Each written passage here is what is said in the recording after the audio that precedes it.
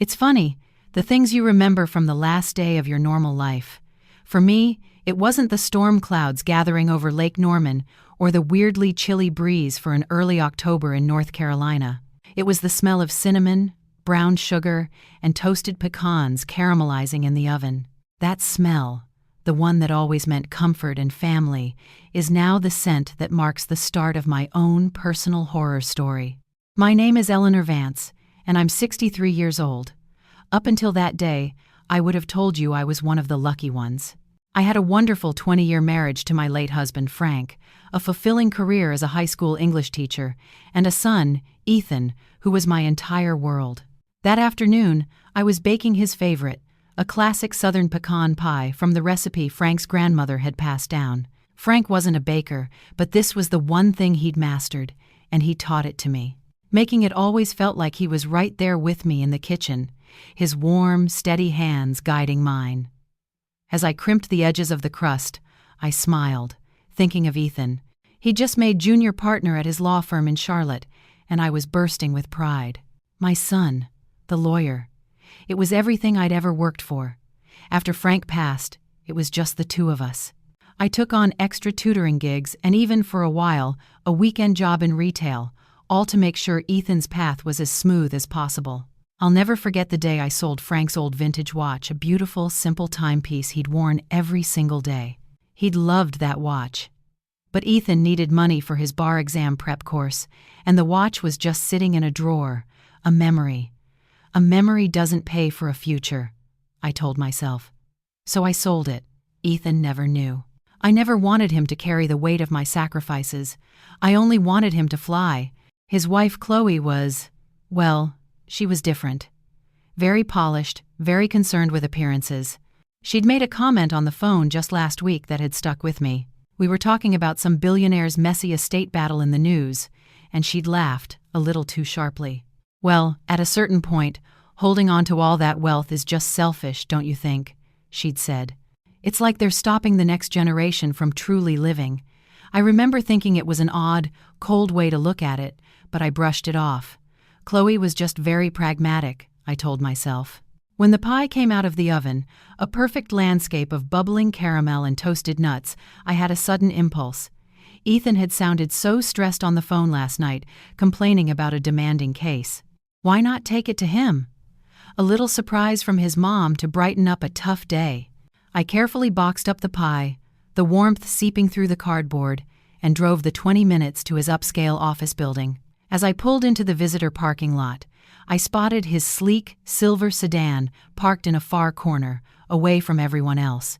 And that's when a silly, playful idea popped into my head, the kind of thing I used to do when he was a little boy. I'd just hide in the back seat.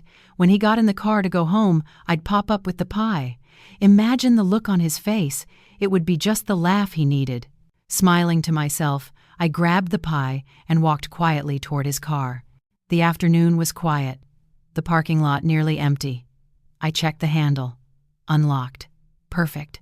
Slipping inside, I settled onto the floor behind the passenger seat, tucking my legs in and placing the pie carefully beside me. My heart was thumping with that giddy, childish excitement of a good surprise. I was a loving mother about to give her successful son his favorite dessert. I had no idea I was actually a woman crouching in the dark, waiting for my own executioner. Crouched on the floor of my son's car, I felt a ridiculous little giggle bubble up in my throat.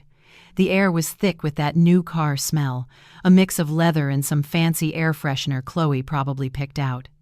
It felt so different from my practical 10-year-old Toyota. This was the smell of success, Ethan's success, my success, in a way. The minutes ticked by, feeling like an eternity.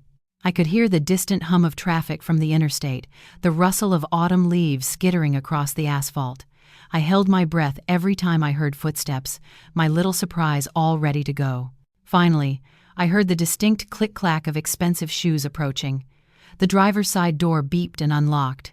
My heart did a little flip. Here we go. The door opened, and Ethan slid into the driver's seat with a heavy sigh.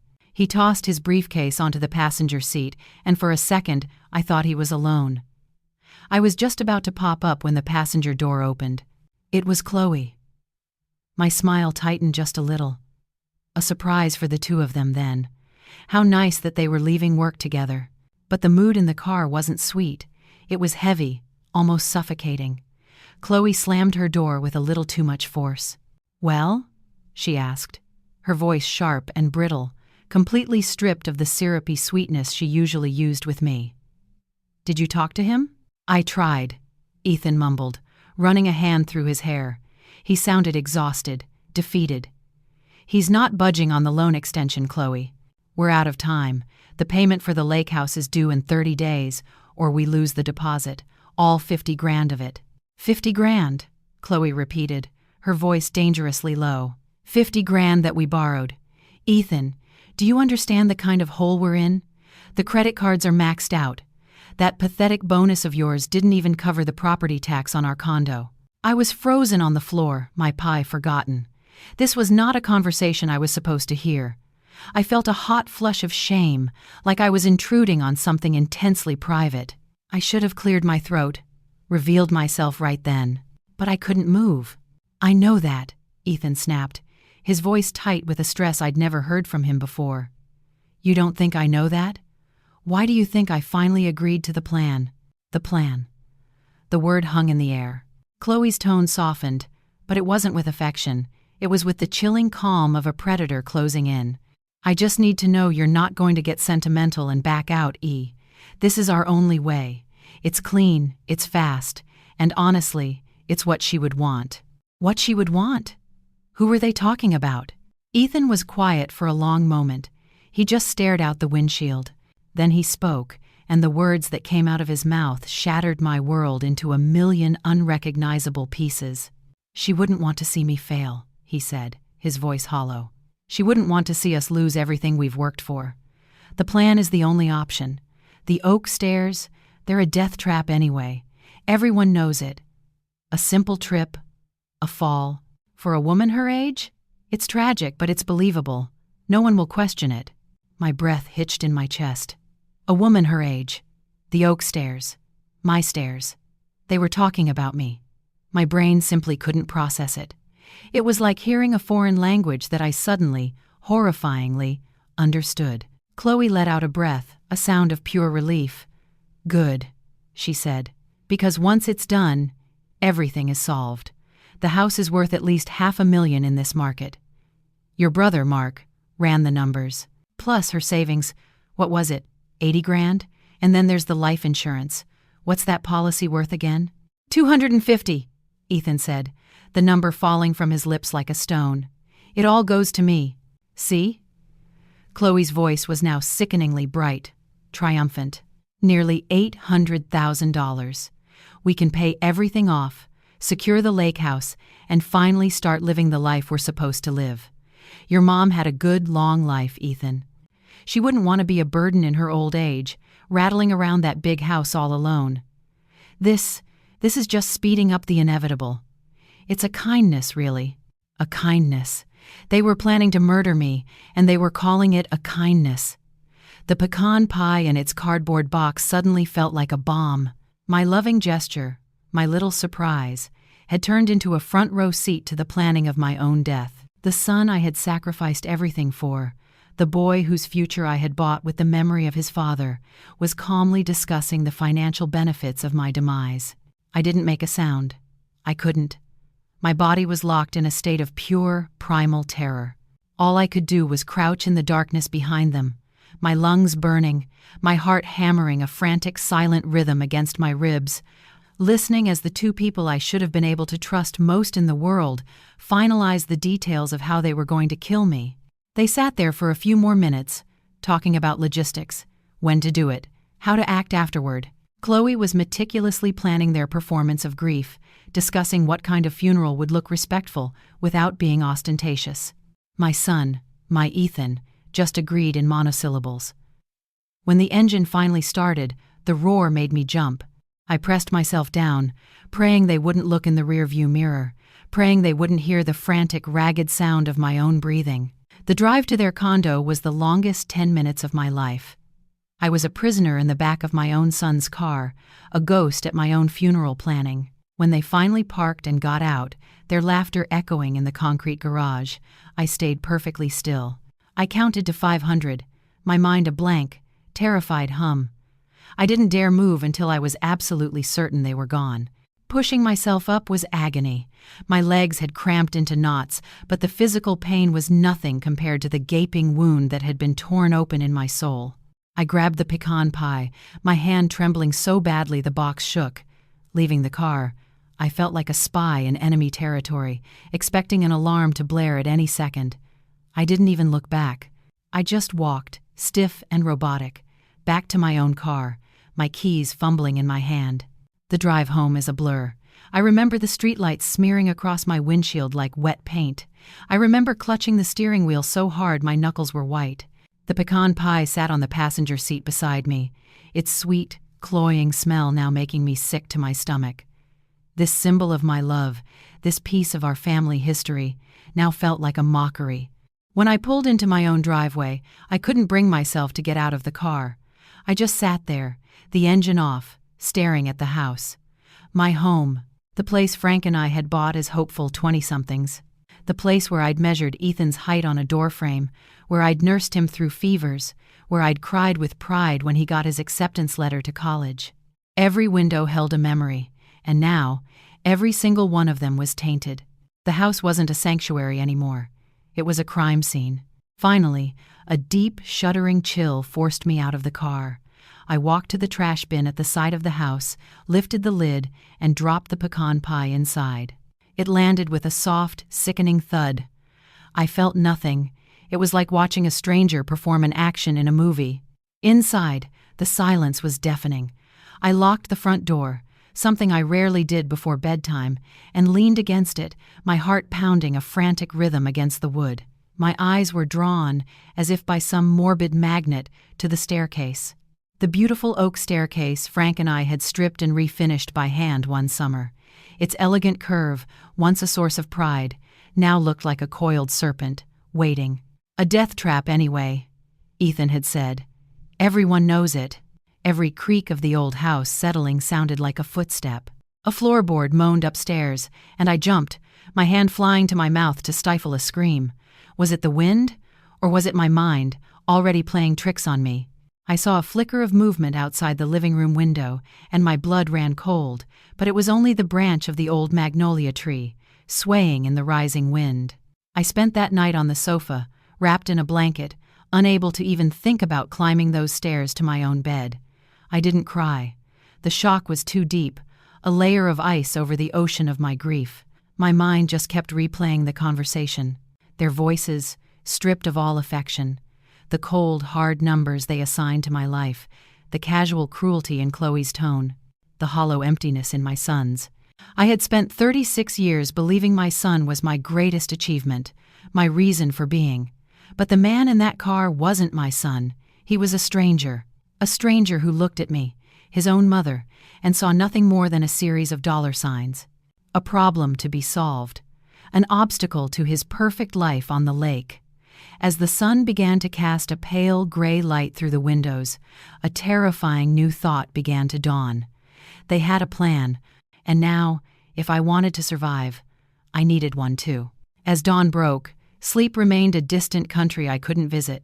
I was a ghost in my own home, haunting the edges of a life that was no longer mine. I wandered from room to room, touching the frames of photographs, running my hand over the worn velvet of my favorite armchair. Every object was a relic from a life I thought I knew.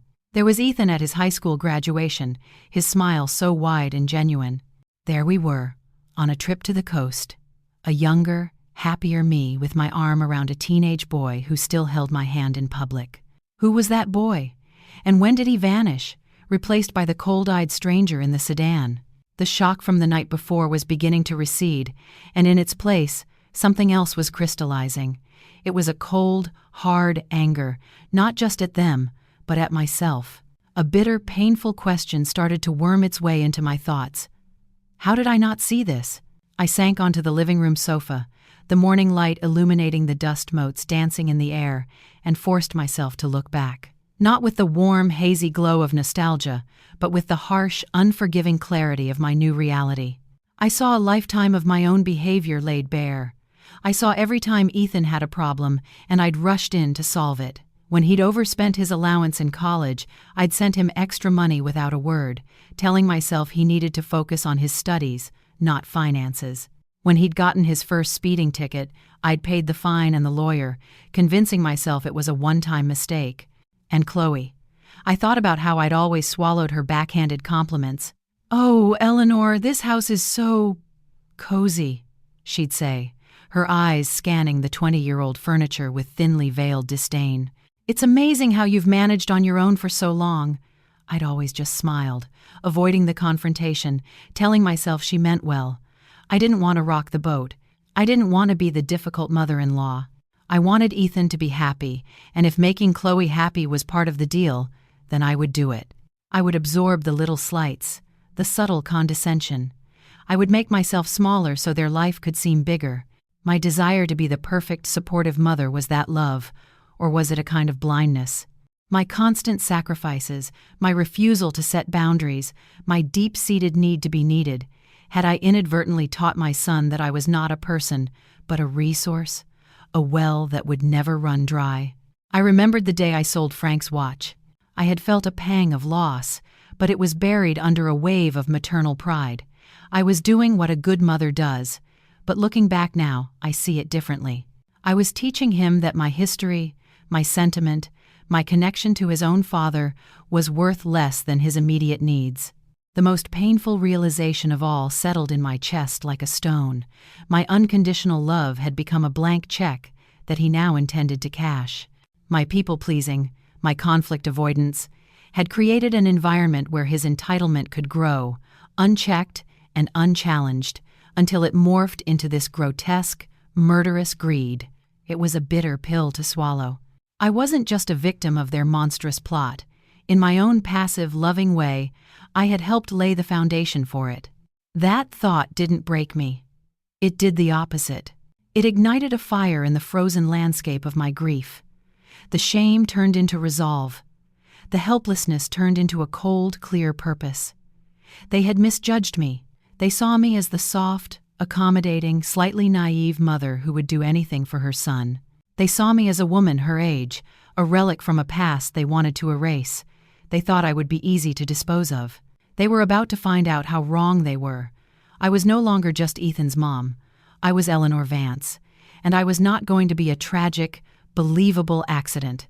I stood up, the morning sun finally warming my face. I walked over to the phone, my hand steady.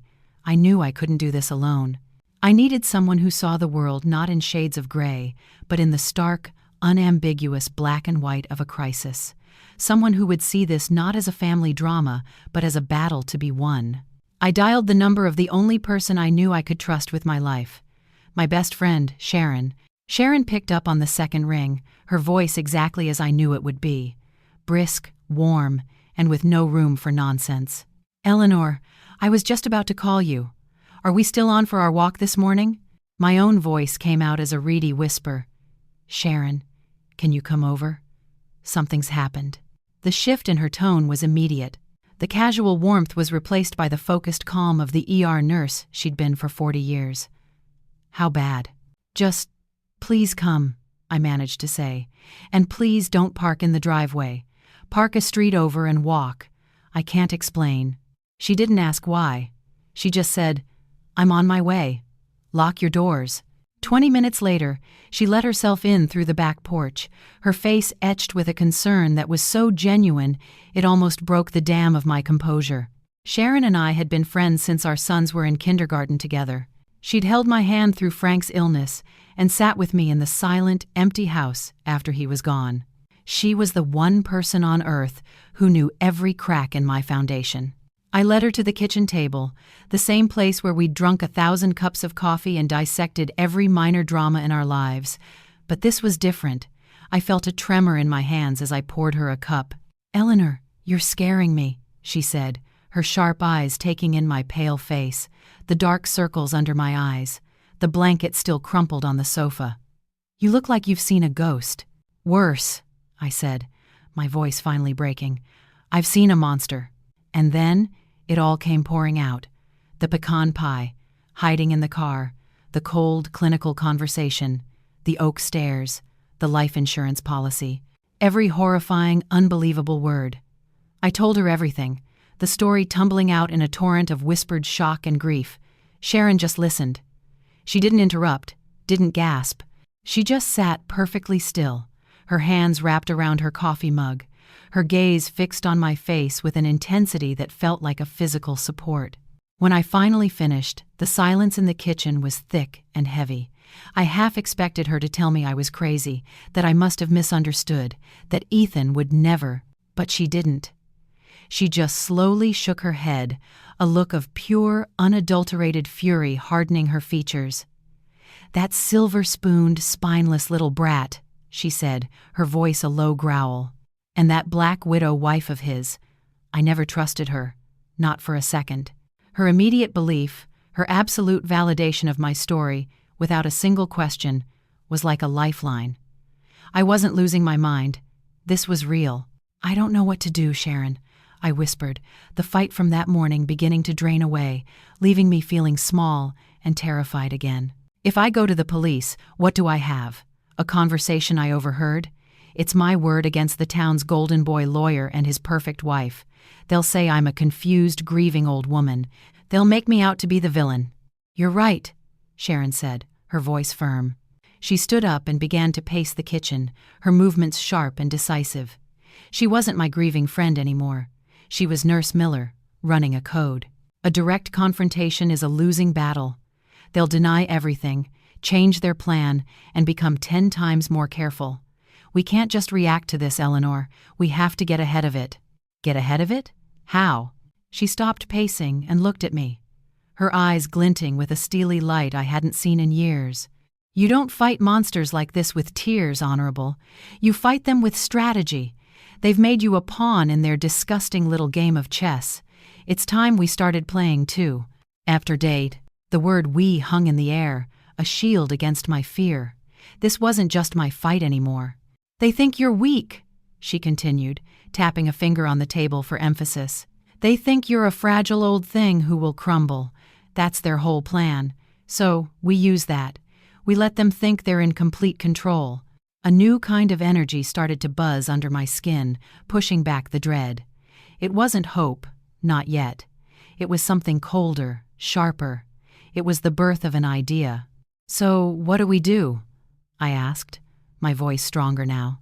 "First," Sharon said, pulling her phone out of her purse, "we get you a lawyer, not a bulldog to file a lawsuit. We need someone smarter, someone who understands the long game, someone who can help you build a fortress around yourself so perfectly that when those vultures finally swoop in, they find nothing but stone. We need someone who can help us with something more creative."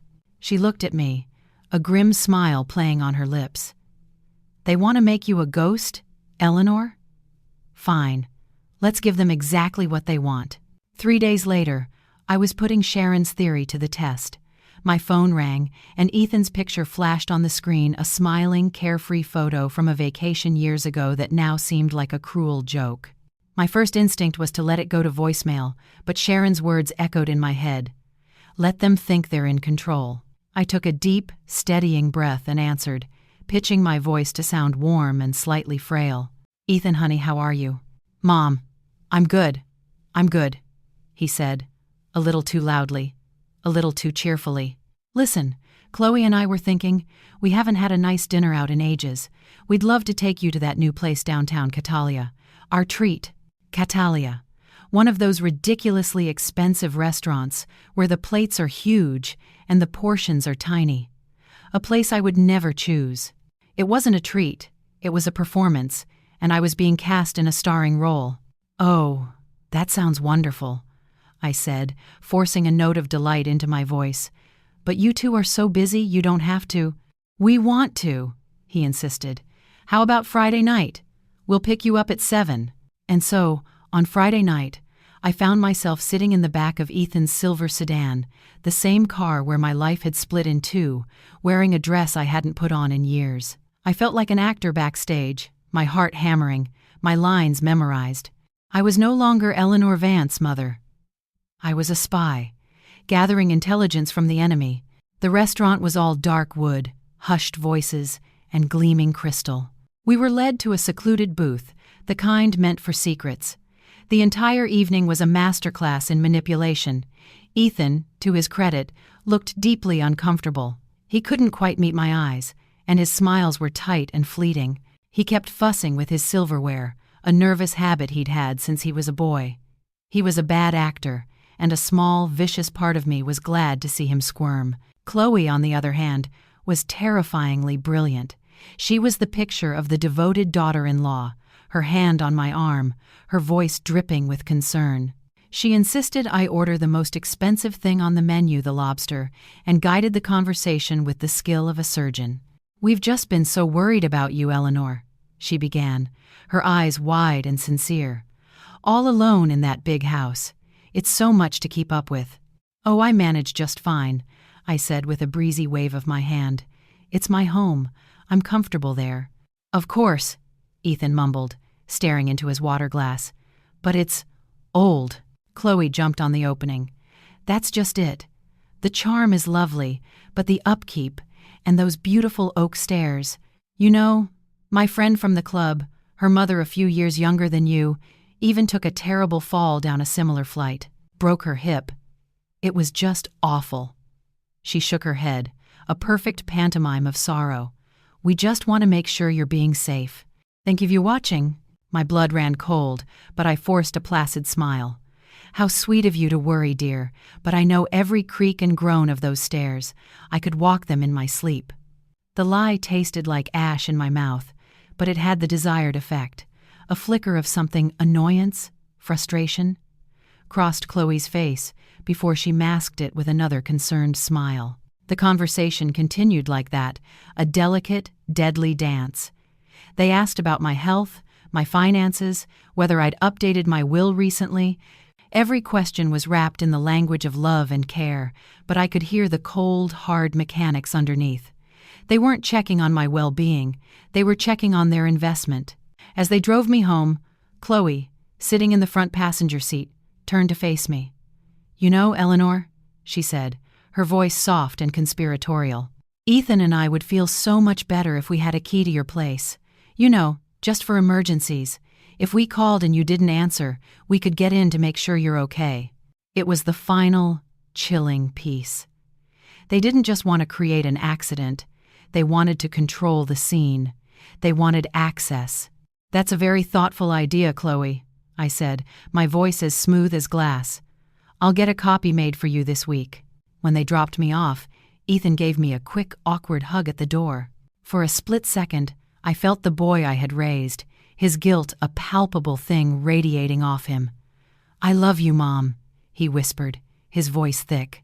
I looked over his shoulder at Chloe, who was watching from the car with a patient, predatory stillness. "I know you do, sweetheart," I said, patting his back. It was the hardest lie I'd ever told.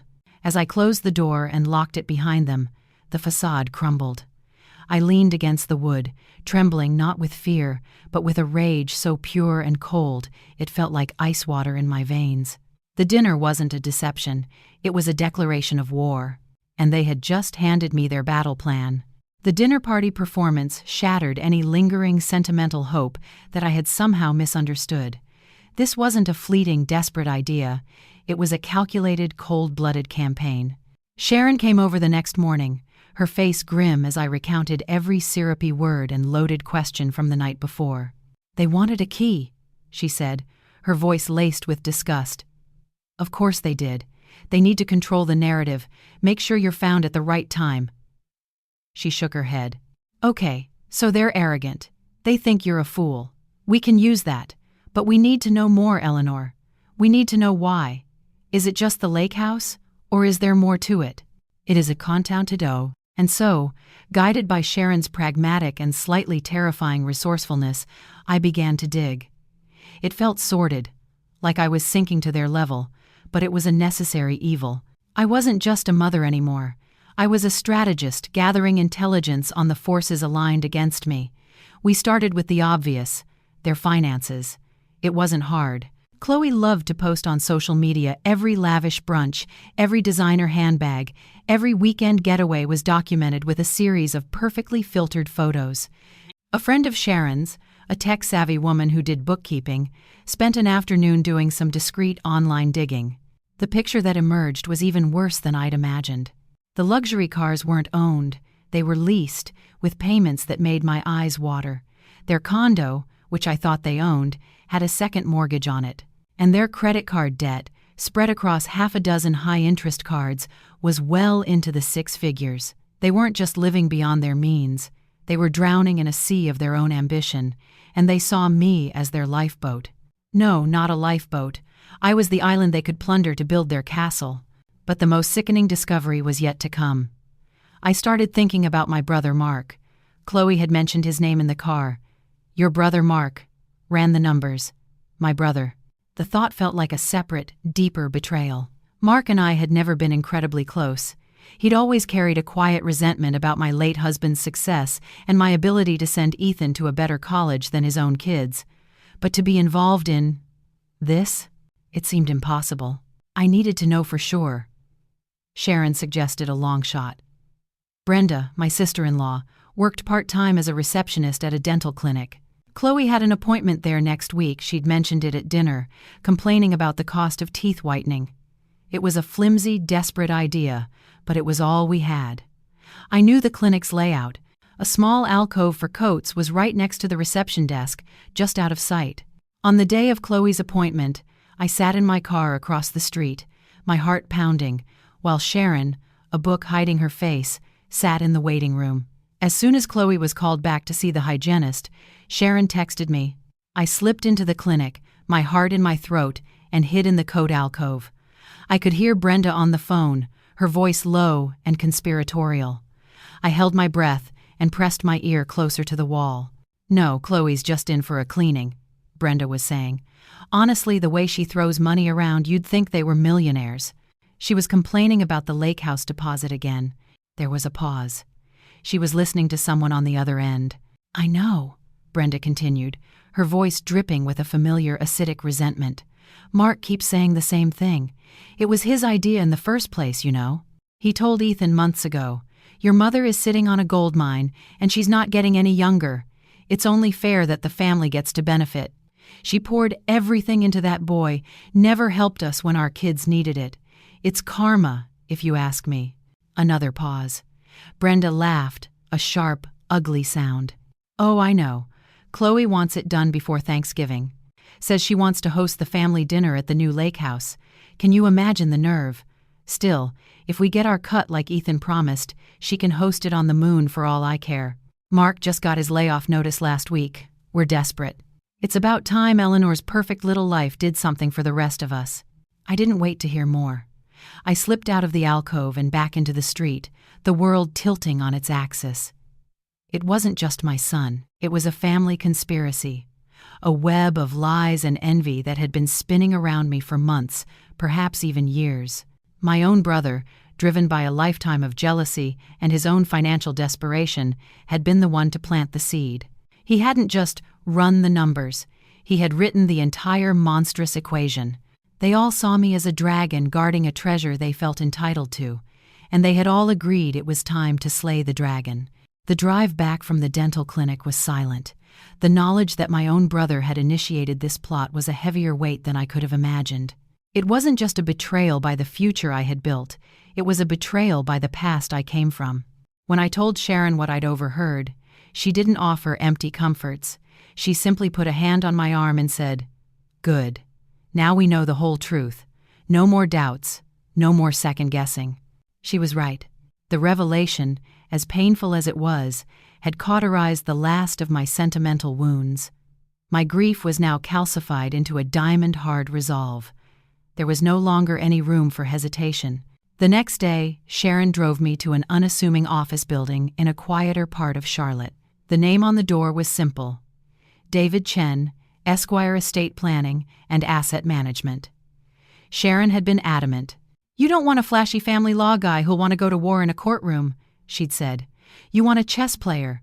You want a man who protects kings and queens for a living." Mr. David Chen was not what I expected. He was a man in his 40s, with a calm, almost serene demeanor that seemed at odds with the brutal story I was about to tell him. He greeted us not with a handshake, but with a slight bow, and guided us to a conference room that overlooked a tranquil Japanese garden. He poured us tea with steady hands, and then sat opposite me, his expression patient and unreadable. "Mrs. Vance," he said, his voice quiet but clear. "Sharon has told me you are in a unique and delicate situation. Please tell me everything in your own words." And so, for the second time, I recounted the entire nightmare. The car, the dinner, the overheard phone call. This time, I told it not with the trembling shock of a victim, but with the cold precision of a witness. I laid out the names, the dates, the finances, and the motives. I watched Mr. Chen's face the entire time, expecting to see shock or pity or even disbelief. I saw none of it. He simply listened, his fingers steepled under his chin, his intelligent eyes never leaving mine. It was like presenting a case file to a judge. When I finished, he was silent for a full minute, his gaze directed toward the garden. I held my breath, a knot of anxiety tightening in my stomach. What if he thought I was crazy? What if he refused to help? Finally, he spoke. "This is a conspiracy to commit murder for financial gain, Mrs. Vance," he stated, as calmly as if he were discussing a change in the tax code. "The immediate legal advice would be to go to the police. However, I understand your concern. Without irrefutable legally obtained evidence, it becomes a messy and potentially dangerous he said, she said scenario." He looked directly at me. "Your friend, Sharon, mentioned you were interested in a more proactive strategy, one that ensures your safety while also guaranteeing that their actions are exposed in a way that is undeniable." "Yes," I said, my voice firm. "I don't just want to stop them. I want them to understand the consequences of what they've done." A flicker of something appreciation perhaps passed through his eyes. "Very well," he said. "To do that, we must first make you a legal ghost. We must neutralize the prize they are trying to claim." He spent the next hour outlining a plan with breathtaking clarity and logic. He explained how we could use my own assets as a shield and eventually a weapon. He was methodical, precise, and utterly devoid of emotion. He was exactly who I needed. "First things first," he said, pulling a fresh legal pad from his briefcase. "We will draft a new last will and testament. Your current will, I assume, leaves everything to your son?" "Every one." I nodded, the word catching in my throat. "We will change that. Effective immediately. We will redirect your entire estate, the house, your savings, your investments to a beneficiary of your choice. A charity, a foundation. It is your decision." The idea was dizzying, but also incredibly empowering. I thought for a moment of my years as a teacher, of the struggles so many of my colleagues faced after retirement. "A foundation," I said, the words tasting of freedom.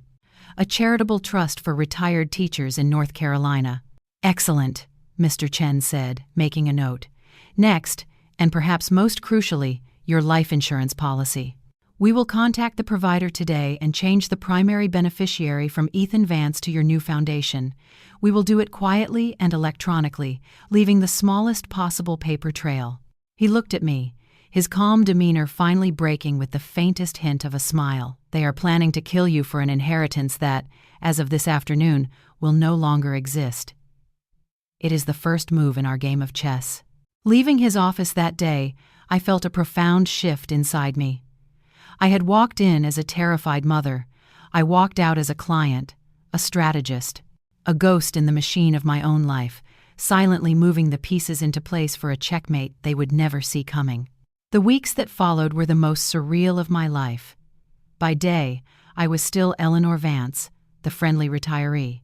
I chatted with the mailman, tended to my garden, and even had a brief, stilted phone call with Ethan, where I cheerfully confirmed I'd had a key made for him, a key that now sat uselessly in his possession. But by night, my house transformed into a war room. Sharon and I became co-conspirators, planning my death with the meticulous detail of a military operation. Sharon was in her element. The retired ER nurse was reborn, her kitchen table covered not with recipes, but with medical textbooks and timing charts.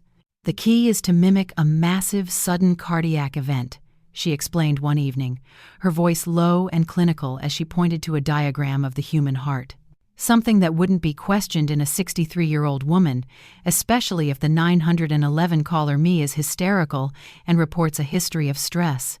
She had procured the necessary medications through a trusted old contact, a doctor who owed her a significant favor and knew better than to ask questions.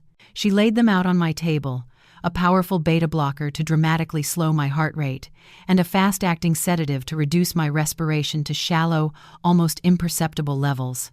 "This combination won't kill you, Eleanor," she said, looking me directly in the eye. "But it will take you right to the edge. It will make you appear dead to a paramedic performing a standard field assessment.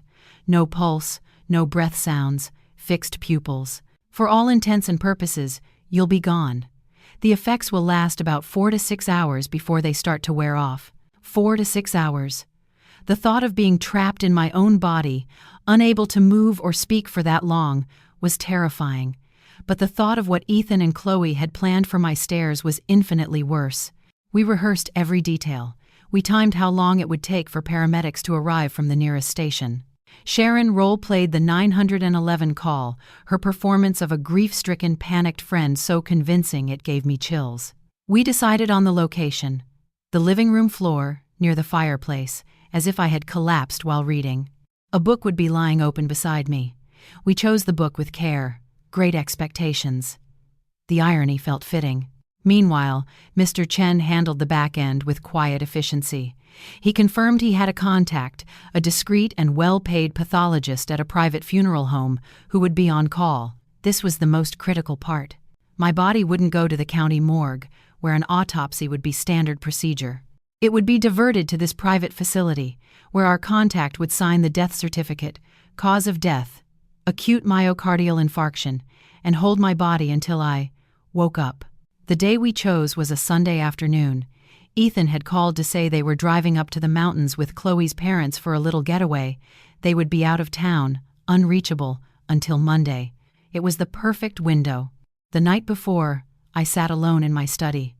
I took out a piece of my best stationery, the kind I used for thank you notes, and an old fountain pen. I needed to say goodbye. Not to the man who was planning to kill me, but to the boy I had raised. To my son, I wrote, "I am writing this not for the man you have become, but for the little boy who used to fall asleep in my arms, the teenager I cheered for at football games, and the young man I cried for on his graduation day.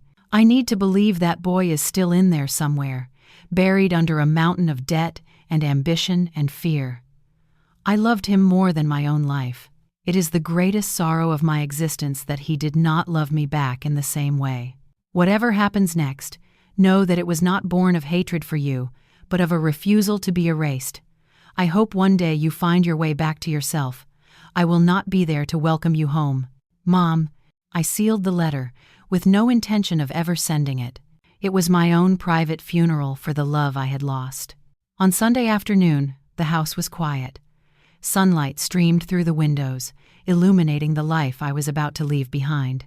Sharon arrived at 2 o'clock, her face calm and professional, a small medical bag in her hand. She took my blood pressure and listened to my heart one last time. "Everything is stable. You're ready," she said softly. She laid out the pills and a glass of water on the coffee table. "Once you take these, you have about 15 minutes of lucidity before you'll start to feel dizzy." I looked at her, my steadfast, fearless friend. "Are you sure about this, Sharon?" "Anyone. They left you no other choice," she replied, her voice unwavering. "Are you sure?" I looked at the pills, then at the open copy of Great Expectations on the floor. I thought of my brother's words, Chloe's greed, and the hollowness in my son's voice. "Yes," I said, my voice clear and steady. "I'm sure." And with a hand that did not tremble, I picked up the pills and brought them to my lips. The pills had a bitter, chalky taste. I swallowed them down with water, the act itself feeling irreversible, a final step off a cliff. Sharon sat beside me on the sofa, her hand resting on my wrist, her fingers tracking my pulse. "Just breathe, Eleanor," she said, her voice a calm anchor in my swirling fear. "I'm right here. I won't leave you." The first 10 minutes were strangely normal. Then, A pleasant, heavy warmth began to spread through my limbs, starting in my toes and working its way up. The edges of the room began to soften, the light from the window blurring into a gentle haze. My thoughts, which had been racing, slowed to a calm, syrupy drift. It wasn't frightening. It was like sinking into the deepest, most comfortable bed imaginable. I'm feeling sleepy. I managed to slur, the words thick on my tongue. I know, Sharon said. Your pulse is slowing. Just close your eyes. I did. And then, I was floating. I was aware, but disconnected. I could hear Sharon's movements around me, the rustle of her clothing, her soft breathing. I felt a strange sense of pressure as she gently helped me from the sofa to the floor, arranging my body into the position we had rehearsed, placing the open copy of Great Expectations near my outstretched hand. The world became a series of muted sounds filtered through a thick layer of cotton. I heard her pick up the phone. I heard the beeping of the numbers. And then I heard her voice, transformed into a raw, ragged instrument of panic and grief. Please, you have to hurry, she sobbed into the phone. It's my friend. I think she's had a heart attack. She's not breathing. Oh God, please hurry. It was a terrifyingly brilliant performance. The distant wail of sirens grew closer, a sound I listened to with a strange, detached curiosity. I heard the heavy thud of footsteps on my porch, the door bursting open. Voices, male and urgent, filled the room. From my disembodied state, I registered fragments of their work. Unresponsive. No carotid pulse.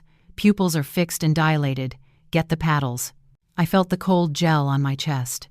The jolt of the defibrillator. A strange, phantom shudder that my body registered but my mind barely processed. Nothing. Another jolt. Nothing. Again.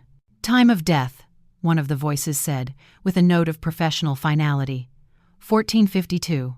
Officially, I was dead. The world I knew had ended. The next sensation was one of waking, but it was slow and agonizing. It wasn't like rising from sleep, but like clawing my way up from the bottom of a deep, dark ocean. My first conscious thought was of the cold. A deep, penetrating cold that seemed to emanate from the metal table beneath me. I blinked, my eyelids feeling like lead weights. The room was dim, sterile, and smelled faintly of antiseptic. Mr. Chen's pathologist contact, a stoic man with kind eyes, was checking my vitals. "Welcome back, Mrs. Vance," he said softly. Everything went exactly as planned. 2 hours later, showered and dressed in clean clothes Sharon had brought, I was sitting in her cozy guest room. It was now my secret headquarters. The real trial was about to begin. Sharon had retrieved the tiny, motion-activated cameras we'd hidden in my house, one in a bookshelf in the living room, another tucked into a floral arrangement in the hall. She plugged the memory card into her laptop. "Are you ready for this?" she asked, her hand hovering over the mouse. "I need to see it," I said, my voice hoarse. "I need to know." She clicked play. The screen flickered to life, showing my empty living room. An hour passed in fast forward. Then, the front door opened. Ethan, Chloe, Mark, and Brenda walked in. They stood there for a moment, a strange tableau in the silent house. There were no tears, no hushed, reverent whispers. Chloe's first act was to run her hand over my antique sideboard, her eyes assessing its value. "Well," Mark said, breaking the silence with a hearty clap of his hands that echoed in the room. "It's done." He walked to my small liquor cabinet, pulled out the good bottle of scotch Frank and I had been saving, and poured 4 glasses. He raised his. "To finally getting what this family deserves." As well, I watched, my breath caught in my throat, as my son, my brother, and their wives clinked glasses and drank a toast in the house where my body had been just hours before. The next hour was a blur of grotesque activity. Chloe and Brenda moved through the rooms like locusts, pointing out items to sell, arguing over who would get my mother's china. Ethan and Mark were in my office, their heads bent over my desk, rifling through my financial statements and bank documents. I heard Brenda's sharp laugh as she found my jewelry box. "Most of this is junk," she sneered, "but the pearls might be worth something." But the final, soul-crushing blow came from my brother. Mark was looking for the property deed when he knocked over a framed photo on the desk, a picture of our parents, young and smiling. He picked it up, glanced at it for a second with a look of pure indifference, and tossed it into the trash can. "No time for sentiment," he said flatly. "We need to be practical." Brenda nodded in agreement. "He's right. It's about time Eleanor's perfect little life did something for the rest of us anyway." I didn't cry. I had no tears left. As I watched them violate my home, my memory, and my life, the last vestiges of the soft-hearted mother they thought they knew burned away. All that was left was ice, pure, cold, and ready for the reckoning that was to come. The laptop screen went dark, but the images were burned onto the back of my eyelids. The toast with my husband's scotch, the casual discarding of my parents' photo, the greedy, appraising eyes. Sharon reached over and quietly closed the laptop. She didn't say, "I'm sorry," or anything else that might suggest I was an object of pity. She just looked at me and said, "Now you have your proof. Now you have your power." She was right. The sight of their utter depravity hadn't broken me. It had forged me into something new. The grief was gone, burned out completely. In its place was a clarity so absolute it felt like a superpower. I knew exactly what I had to do. The next morning, Mr. Chen arrived at Sharon's house.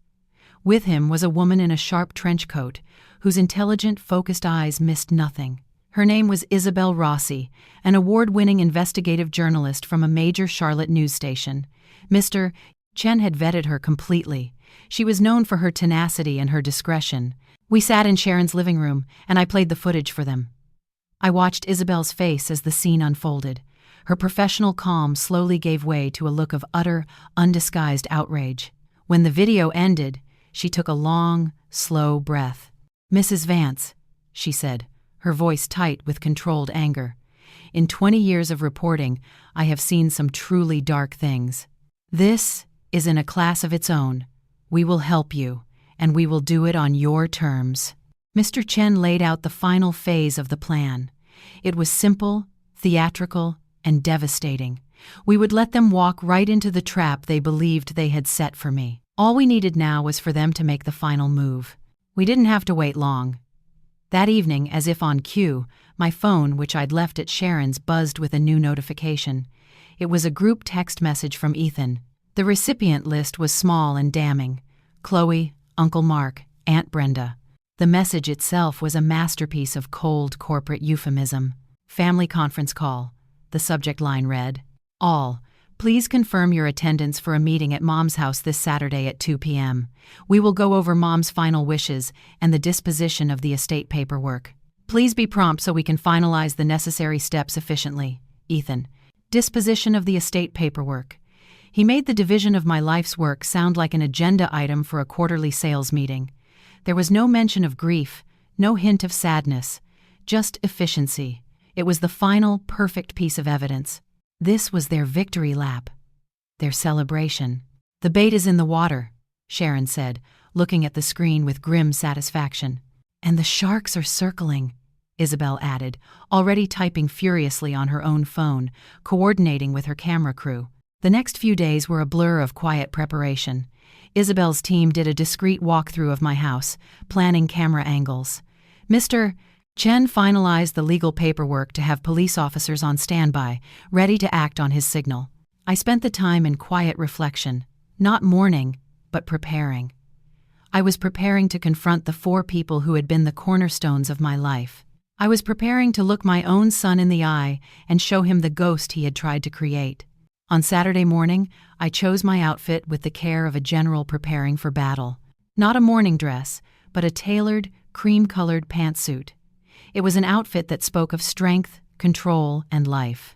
As I looked at my reflection in the mirror, I saw not a grieving mother or a terrified victim, but a woman I barely recognized. A woman who had walked through the valley of her own death and had come out the other side, ready for the reckoning. The final message had been sent, and now it was my turn to reply. At 1:45 p.m. on Saturday, from my command center in Sharon's living room, I watched the first car pull up to my house. It was Mark and Brenda. They got out, looking not like mourners, but like impatient business partners arriving for a meeting. A few minutes later, Ethan's silver sedan, the scene of my first betrayal, slid into the driveway. Ethan and Chloe emerged. Chloe dressed in a sharp black dress that looked more appropriate for a corporate takeover than a family gathering. Through the hidden camera feed, I watched them assemble in my living room. My living room. They sat on my furniture, under the gaze of my family photos, their faces alight with undisguised greed. I turned up the volume on the audio feed. "Okay, let's get this started," Mark said impatiently, tapping his watch. "Did you bring the paperwork, Ethan?" "It's all here," Ethan said, placing his leather briefcase on my coffee table and clicking it open. He pulled out a sheaf of papers. "I had a fraudulent will drawn up, just in case anyone asks. It names me the sole executor and primary heir. It's cleaner that way." "And our share?" Brenda asked, her voice sharp as a shard of glass. "You're not going to get sentimental and forget our agreement, are you?" "Everyone gets their cut, just as we discussed," Chloe said smoothly, taking charge. "Once the house sells and the insurance pays out, we'll be free and clear. Now, the first order of business." That was my cue. "It's time," Isabel Rossi whispered from beside me. Her two-man camera crew was already positioned outside my front door. The police were waiting discreetly at the end of the street. I walked the short distance from Sharon's back door to my own. My heart wasn't pounding with fear. It was beating with a slow, steady rhythm, like a drum before a battle. I didn't knock. I used my own key. The sound of the lock turning made the conversation inside stop abruptly. I pushed the door open and stepped into the hall. I walked calmly to the archway of the living room and stood there as the camera crew filed in silently behind me. The silence that followed was absolute. It was a thick, heavy void, filled only by the soft whir of the camera. 4 faces, animated by greed just seconds before, were now frozen masks of pure, slack-jawed horror. Brenda let out a small, strangled gasp. Mark's face went the color of chalk. Chloe's perfectly made-up face seemed to crack, her eyes wide with a terror that was deeply satisfying to watch. But my eyes were on my son. Ethan had stood up so quickly he'd knocked a stack of papers to the floor. His face was a mess of confusion and primal fear. "Mom?" he whispered, the word a ghost on his lips. "But you're dead." "I know," I said, my voice ringing out, clear and strong, in the silent room. "I read the report. A tragic, believable accident. Isn't that right?" "And is now in." The blood drained from his face. "What is this? Who are you people?" Chloe shrieked, finding her voice and pointing a trembling finger at the camera crew. "Get out of this house." "Actually, dear, it's still my house," I said, taking a step into the room. Isabel Rossi moved forward with a microphone. "Good afternoon," Isabel said, her voice crisp and professional. "I'm Isabel Rossi, and we are broadcasting live. We're here to cover the story of a family so eager for their inheritance, they couldn't even wait for the funeral to start dividing the spoils. This is insane. It's a trick." Mark sputtered, finally moving. She's not well. She's confused." "Oh, I've never been less confused in my life, Mark," I said, my gaze locking with his. "For instance, I'm perfectly clear on who first suggested to Ethan that his mother was sitting on a gold mine. I believe your exact words were, 'She's not getting any younger.'" Mark froze, his mouth hanging open. I turned my attention back to my son. "And you, Ethan, I suppose you'll say you're confused about the conversation you had with Chloe in your car, the one where you planned my accident on the oak stairs?" I pulled a small digital recorder from my pocket, Sharon's idea, and pressed play. The sound of their own cold voices filled the room, discussing my death. Chloe let out a sob, not of remorse, but of pure panic. That's fake. It's edited," she cried, her eyes darting around for an escape. "Is it as fake as the footage of you all in this very room yesterday?" I continued, my voice rising with a righteous fury. "Making a toast with my husband's scotch? Going through my jewelry? Is it as fake as you, Mark? Throwing a picture of our parents in the trash because there's no time for sentiment?" They were cornered animals, their faces a collage of guilt and terror. At that moment, 2 uniformed police officers stepped through the front door, their presence sucking the remaining air out of the room. "Javier, Ethan Vance, Chloe Vance, Mark Bishop, Brenda Bishop," one of the officers said, his voice calm and authoritative. "You are all under arrest for conspiracy to commit murder." As the officers began to handcuff them, Ethan finally broke. Tears streamed down his face. "Mom, no, please. This is a misunderstanding. I love you. Please don't do this." I looked at my son, the boy I had given my life for, and I felt nothing but a vast, empty canyon where my love used to be. I walked over to him, the cameras following my every move, and looked him dead in the eye. "Was it love, Ethan, that had you calling the insurance company before my body was even cold? Was that love?" I paused, letting the question hang in the air. "Well, I have one last piece of news for you. That $250,000 life insurance policy you were so eager to cash in on?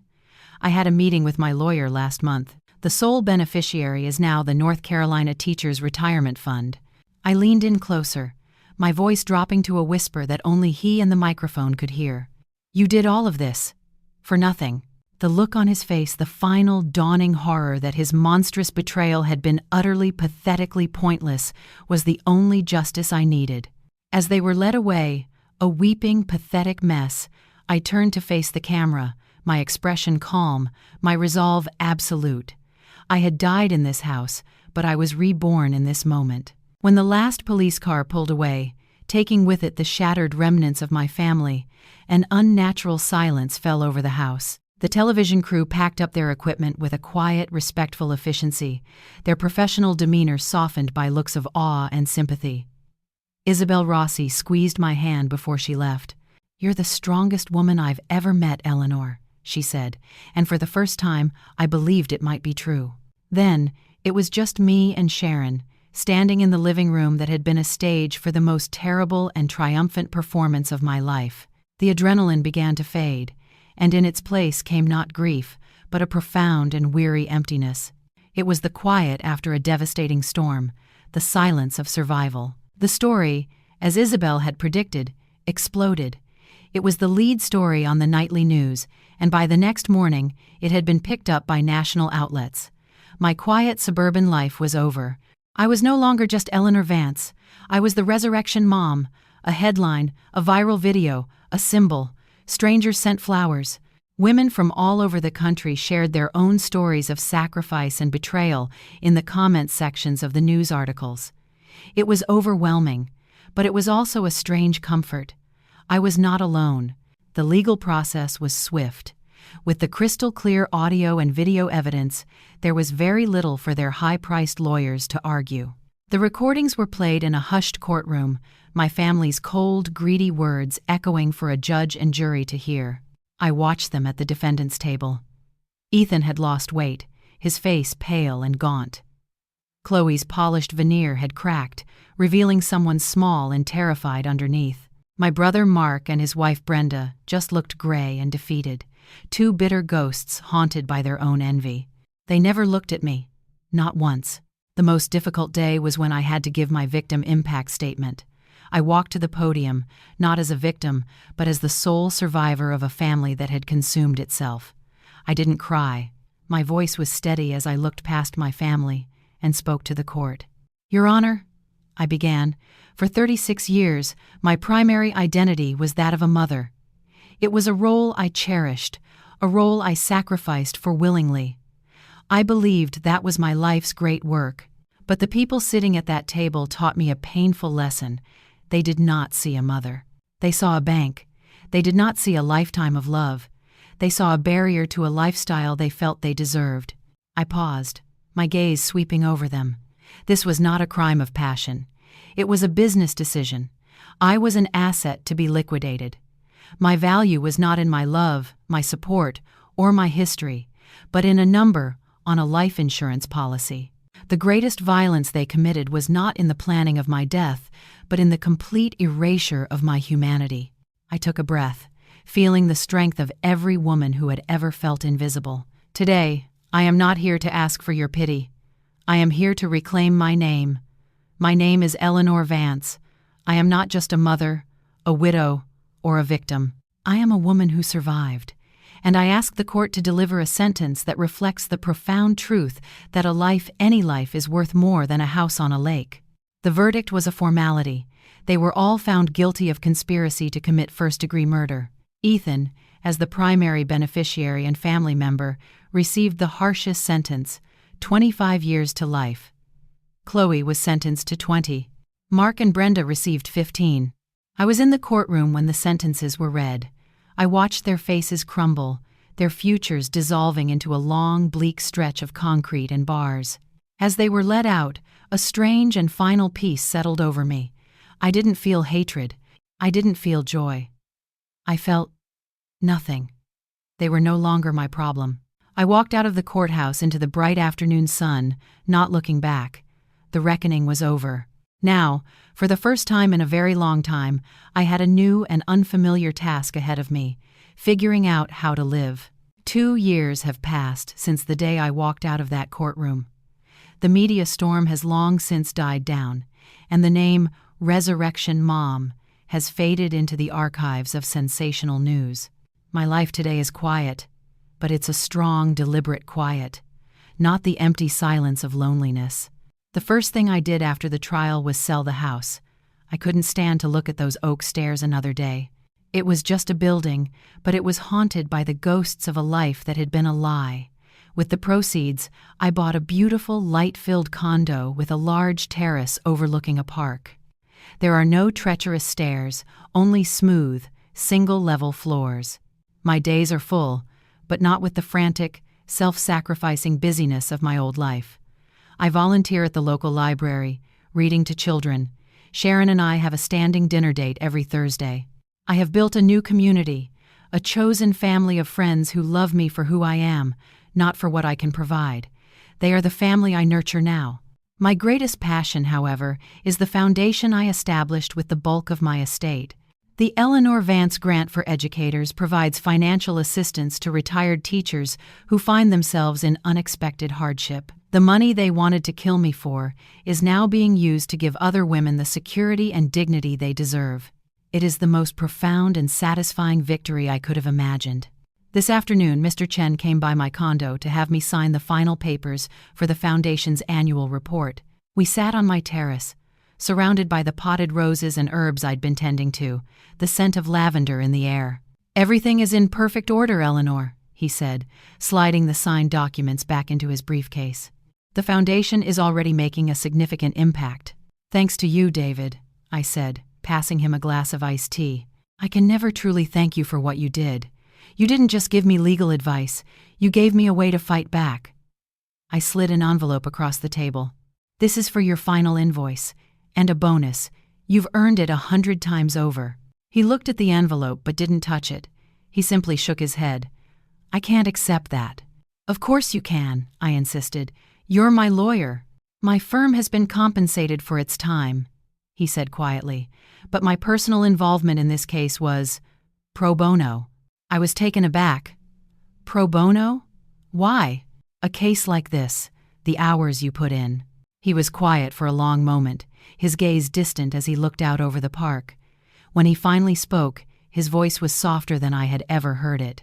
"When I was in law school, my mother was a widow, not unlike you. My older brother, her executor, convinced her to sign over power of attorney. He told her it was to make things easier. Over 5 years he bled her dry, sold her home, drained her savings to fund his own failing business. By the time I graduated and was in a position to help, it was too late. Her health had failed, and she had nothing left. She died believing her son's betrayal was her own fault, that she had been a fool. There's neft to the sapsum." He finally turned to look at me, and for the first time, I saw not a brilliant lawyer, but a man carrying a deep and profound wound. "I was too young, too inexperienced, and too poor to save my own mother, Eleanor," he said. "But when you walked into my office, I saw a chance to right a different wrong, to give someone the help I was never able to give her. Helping you felt like getting justice for her, too." Tears welled in my eyes, the first I'd shed in a very long time that weren't for myself. We sat there in a comfortable silence, two strangers bound by the shared, quiet understanding of a very specific kind of pain. Tonight, as I write this, the sun is setting, casting a warm, golden glow over my small garden. I received a letter from Ethan last month, from prison. It was filled with remorse, apologies, and the desperate ramblings of a man who had finally been forced to face himself. I read it, and then I put it away. It is his story to live now, not mine. My story is here. My name is Eleanor Vance. I learned in the most brutal way possible that true family isn't the one you are born into, but the one you build with trust and respect.